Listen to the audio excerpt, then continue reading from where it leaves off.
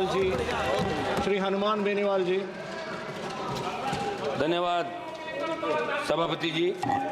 आज सदन में भारत के संविधान की 75 वर्षों की गौरवशाली यात्रा पर चर्चा हो रही है।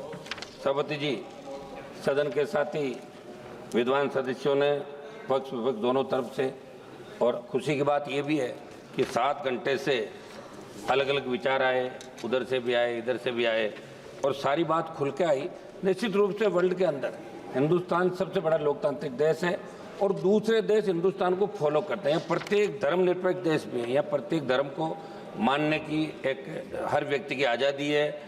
और जो संविधान ने हमें ताकत दी है, शायद वर्ल्ड के किसी देश में इतना ताकतवर संविधान कहीं का नहीं होगा कि लोकतांत्रिक मूल्यों की जो रखवाली हिंदुस्तान के अंदर होती है वो वर्ल्ड के किसी अन्य देशों में नहीं होती। उदाहरण के तौर पर हिंदुस्तान को लिया जाता है, वर्ल्ड का सबसे बड़ा देश भी। हमें गर्व है कि हम विश्व के सबसे बड़े लोकतांत्रिक देश में रहते हैं, जहाँ संविधान रूपी पवित्र ग्रंथ को सर्वोच्च आदर्श मानकर देश की रीति नीति बनती। सभापति महोदय, मैं 13 दिसंबर 2001 को हमारी संसद पर हुए आतंकी हमले में शहीद होने वाले सुरक्षा कर्मियों और कार्मिकों को नमन करता हूं। मैं नमन करता हूं बाबा साहब भीमराव अम्बेडकर जी, सर छोटूराम जी, शिवाजी महाराज, महाराजा सूरजमल जी, चंद्रशेखर आज़ाद जी, अशफाक उल्लाह खान जी और भगत सिंह जी तथा सुभाष चंद्र जी बोस और उनके जैसे वीरों और महापुरुषों को नमन करूँगा।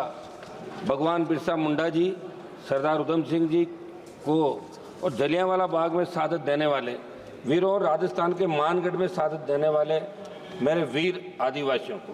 महोदय, जिनकी वजह से देश आज़ाद हुआ, जिनकी वजह से आज़ाद भारत में संविधान अंगीकृत हुआ, उनका मान सम्मान करना हमारा परम कर्तव्य है।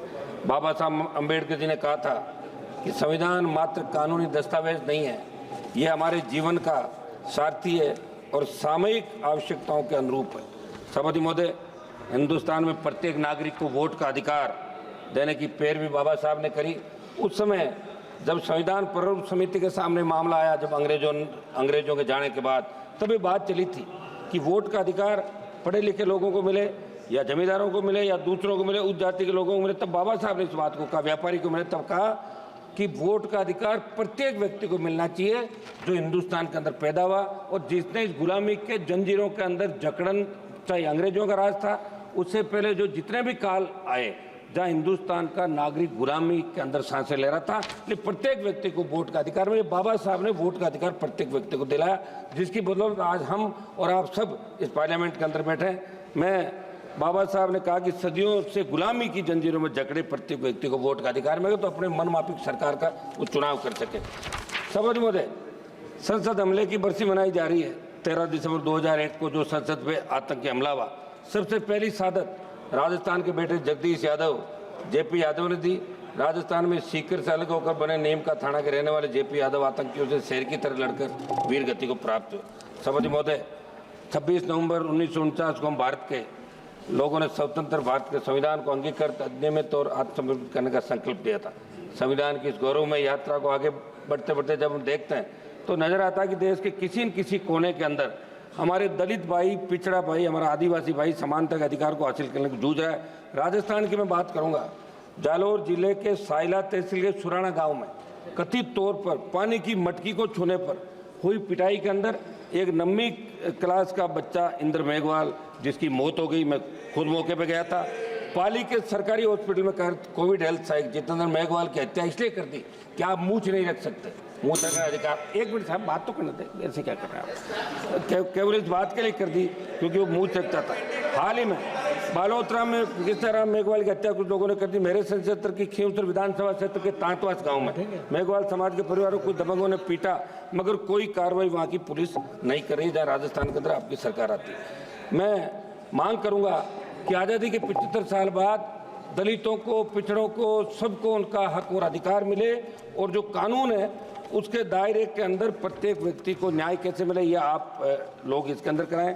राष्ट्रपति महोदय ने 26 नवंबर 2024 को कहा था कि बाबा साहब अम्बेडकर जी की प्रगतिशील और समाज सोच के छाप हमारे संविधान पर अंकित है। इस बात को देश की सरकार आमसद करे और सोचे कि बाबा साहब की समाज सोच के अनुसार कार्य क्यों नहीं कर रहे हैं। भाजपा के साथी सदस्यों ने देश में लगाया गया आपातकाल का जिक्र किया। हम भी ये कहते हैं कि आपातकाल गलत लगा था, बहुत से लोगों को तकलीफ पड़ी, बहुत से लोगों को जेलों में रहना पड़ा, ये अच्छी नहीं थी, लेकिन इंदिरा गांधी जी की दृढ़ इच्छा शक्ति ने एक झटके में बांग्लादेश को पाकिस्तान से अलग कर दिया था और पाकिस्तान को सबक सिखाया था। इस बात को भी आपको याद रखना कृपया है। समाप्त कीजिएगा। एक मिनट साहब, समय दें साहब आप। हम उस समय तो घोषित आपातकाल कर, लेकिन आज जो अघोषित आपातकाल है उसका क्या कोई भी सिस्टम के खिलाफ बोले? सीबीआई ईडी जैसी एजेंसियां उनकी आवाज को दबा देती है। लोकतंत्र में सभी अधिकार समान रूप से लागू होने के बावजूद इस देश के अन्नदाताओं को एमएसपी पर कानून बनाने की मांग, काले कानून वापस लेने से अन्य मांगों के लिए लंबा आंदोलन करना पड़ा। सबसे मतलब 1-2 मिनट में मेरी बात समाप्त कर रहा हूँ। 700 से ज्यादा किसान शहीद हुए। तमाम हालातों को देखकर लगा कि एक तरफ देश की सरकार आजादी के अमृत महोत्सव के बाद, दूसरी तरफ देश की चुनी हुई सरकार को माननीय श्री एम मलेश बाबू जी, एक मिनट दें साहब, 1 मिनट समय दें। लास्ट मिनट आर्थिक न्याय नहीं दे पा रही है। लास्ट मिनट सर, आर्थिक न्याय नहीं दे पा रही है। मेरी मांग है कि किसानों की कर्ज माफी, एमएसपी को कानूनी मान्यता देने के बाद आप स्वीकार करें, और जो आंदोलन अभी बॉर्डर पे चल रहा है, शंभू बॉर्डर, दूसरे बॉर्डर पे, किसानों से आप बात करें, वार्ता करें। संविधान में सहमति और एमएसपी दोनों को एक समान मूल्य के रूप में देखा गया, लेकिन आज क्या हालात? कोई भी सांसद, कोई नेता, कोई भी व्यक्ति सरकार के निर्णय से असहमति व्यक्त करता है तो उसे दुश्मन की नज़र से देखा जाता है। ये ठीक नहीं है। सभापति जी, मैं अंतिम कंक्लूड कर रहा हूँ। एक मिनट मेरा समय सर। मणिपुर देश का राज्य है। हमारे भाई साथियों ने मणिपुर का हालात विस्तार से बात की। पूछना चाहूंगा कि संविधान कानून हो बावजूद मणिपुर में हालात में कब सुधार होगा? संविधान समानता की माननीय बात। श्री एम मलेश बाबू जी। Honorable Speaker, sir.